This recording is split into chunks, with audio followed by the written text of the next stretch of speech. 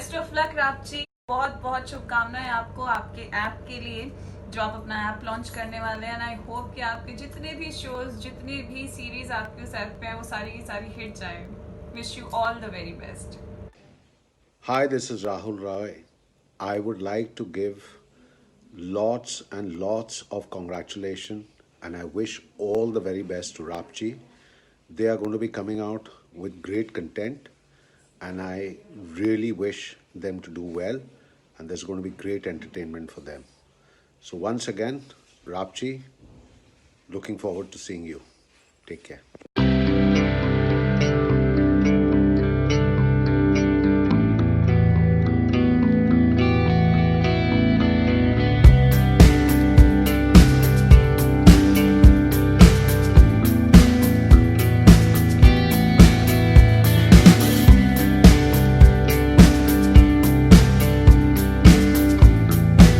शुरुआत कीजिए और जानना चाहूंगा आज जो मेजर अनाउंसमेंट करने वाले हैं, अपना जो आपका क्रिएटिव विजन है रैपची ओरिजिनल, क्या कहना चाहेंगे उसके बारे में दर्शकों को बताइए।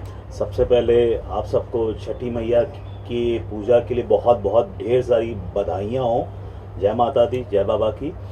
दूसरी चीज़, आज यहाँ पे जो आप सब हम सब मिलके जो इकट्ठा हुए हैं, रापची ओरिजिनल्स हमने 3 अगस्त 2019 को इसका ऐप का नाम अनाउंस किया था और 20 फरवरी 2020 को हमने इसको ऑन एयर किया था।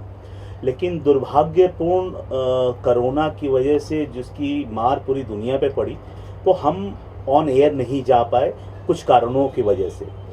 और 21 नवंबर 2020 मतलब आज से 3 दिन बाद हम ऑन एयर जा रहे हैं एंड हम चाहते हैं कि आप सब इस ऐप को डाउनलोड करें एंड उसको आप सब देखें।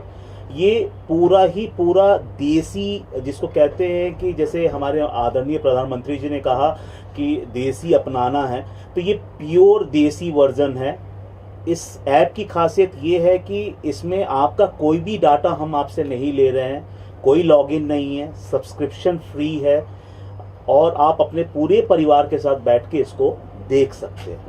तो ये भी जानना चाहूंगा कि कोई चीज़ की शुरुआत होती है, कोई बैकग्राउंड होता है, आपका बैकग्राउंड क्या है, आपकी टीम क्या है, उसके बारे में बताइए कि क्या कहना सर, मेरा बैकग्राउंड ऐसा है कि मैंने अपना career as a assistant production manager इस इंडस्ट्री में, टीवी इंडस्ट्री में चालू किया एंड वहाँ से जो सफ़र चालू हुआ, कारवां आज से 12 साल पहले चालू हुआ। उसके बाद बिजनेस हेड तक मैं एक कंपनी में रहा जिसमें बहुत सारे शोज़ मैंने किए, फिक्शन नॉन फिक्शन शोज़ किए। और मैं 2017 में, नवंबर 2017 में मैंने अपनी कंपनी फॉर्म की, water drop entertainment and media private limited, जिसमें हमने क्राइम अलर्ट प्रोड्यूस किया। और अपने पिताजी के आशीर्वाद से मैं पहला प्रोड्यूसर बना जो एक क्राइम बेस्ड शो को फॉरेन में शूट किया।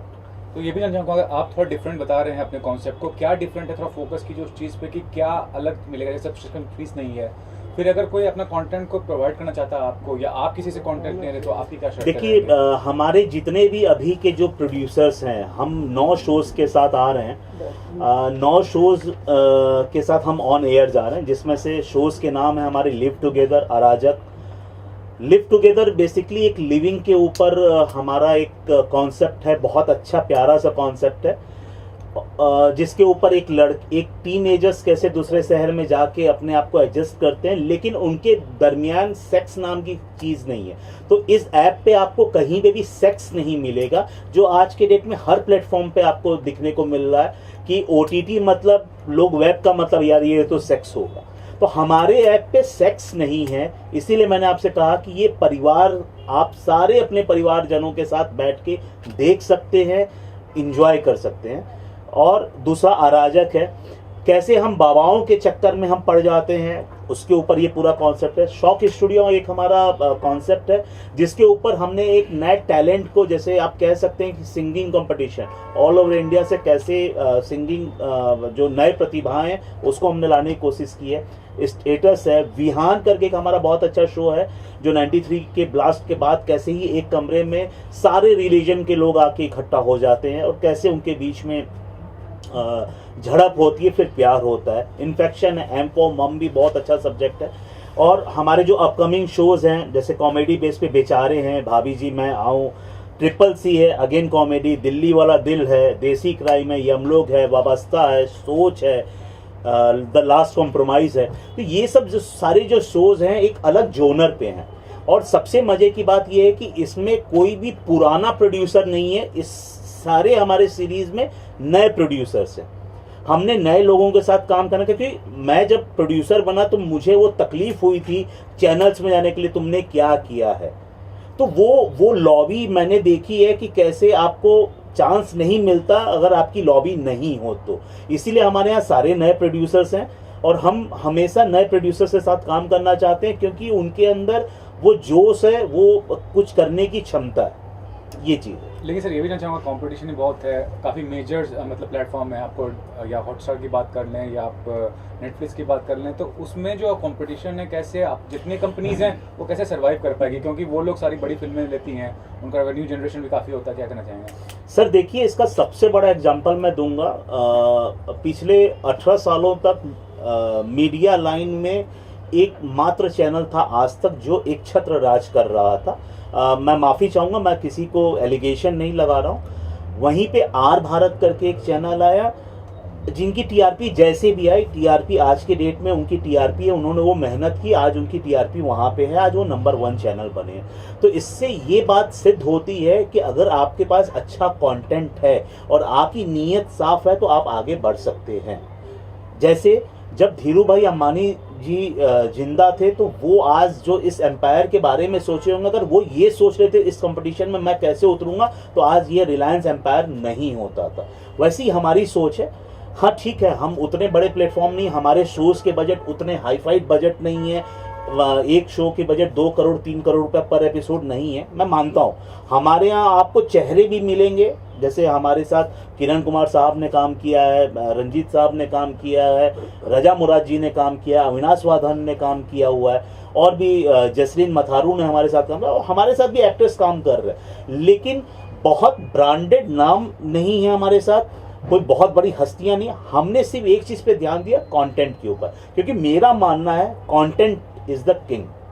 सर ये भी जानना चाहूँगा, हाल ही में अभी न्यूज़ आया कि मिनिस्ट्री ऑफ इंफॉर्मेशन ब्रॉडकास्टिंग बोली है कि वो रजिस्टर्ड करे ओटीटी प्लेटफॉर्म्स को, उसके लिए बताइए वो कितना बेहतर होगा, या क्या है रेवेन्यू जो जनरेशन होगा उसका हिस्सा गवर्नमेंट को जाएगा, टैक्स क्या है वो चीज़? देखिए, मैं आपको एक आपने बहुत अच्छा सा क्वेश्चन पूछा है, मैं इसका जवाब बिल्कुल देना चाहता हूँ।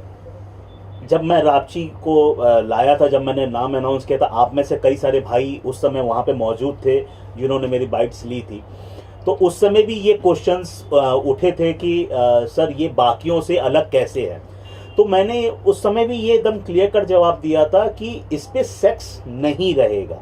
तो मेरे जो बहुत करीबी लोग थे या जो मेरे फंडर्स थे, वो मेरे साथ बैकआउट कर गए, यार जब सेक्स नहीं है तो तुमको रेवेन्यू कहाँ से जनरेट होगा। तो मैंने कहा कि सर मेरी भी एक 15 साल की बेटी है, मेरी भतीजियाँ बड़ी हैं, 16-17 साल की वो भतीजियाँ, इवन मेरी भतीजी मेरे ऑफिस में भी वर्क करती है। तो हम जिस एनवायरनमेंट में काम करते हैं, हम वहाँ पे उस चीज़ को, अगर मेरी बच्ची कल के डेट में अपने स्कूल या कॉलेज में बोले यार मेरे पापा का ऐप है, तो उसको शर्मिंदगी फील ना हो। अगर ये सोच हम सब इंसान के अंदर आ जाए ना, अब जैसे हम किसी बहू बेटी को देखते हैं, सर हमारी भी तो बहू बेटी को कोई देखेगा ना, तो ये ट्रिट फॉर टैट वाला है। तो इसलिए मैंने वो डिसाइड किया, ठीक है कमाई होगी नहीं होगी, हमारी नियत साफ है, मेरे नसीब का पैसा मुझे माता देंगे। हमको अपनी मेहनत करनी है, हमको अपने मेहनत के अनुसार चलना है, और सेक्स नहीं दिखाना तो नहीं दिखाना है। अब जैसे अभी हम 4 और नए ओटीटी प्लेटफॉर्म्स के साथ दिसंबर में आ जाएंगे ऑन एयर, जिसमें से एक लॉलीपॉप ओरिजिनल्स करके है जो टिपिकल भोजपुरी है। अगेन लॉलीपॉप नाम ऐसा, लेकिन उसमें सेक्स नहीं है। सेल्फी, उसमें बच्चों के भी कंटेंट हैं, उसमें हर कुछ है, वो एक अलग ही जोनर का वो चीज़ है। तो और रह गई बात गवर्नमेंट का, देखिए जब इसमें अगर सेंसरशिप आ जाती है इसमें, तो जितना आप कहते हैं ना कि सर ये जो गंदगी है वो गंदगी साफ हो जाएगी, फिर कंटेंट वाले ही सर्वाइव करेंगे। तो आपको अगर कुछ देखना है तो आप फ्रीली देख सकते हो, और सेंसरशिप तो सर आज नहीं बहुत पहले आनी चाहिए थी।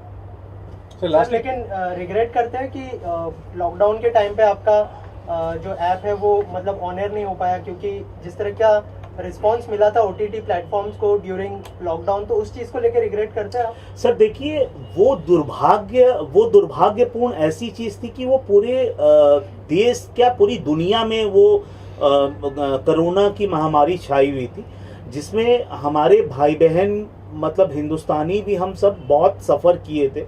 एंड जिससे जितना बन सका उसने उतनी अपनी अपनी क्षमता के अनुसार हमने लोगों की हेल्प की।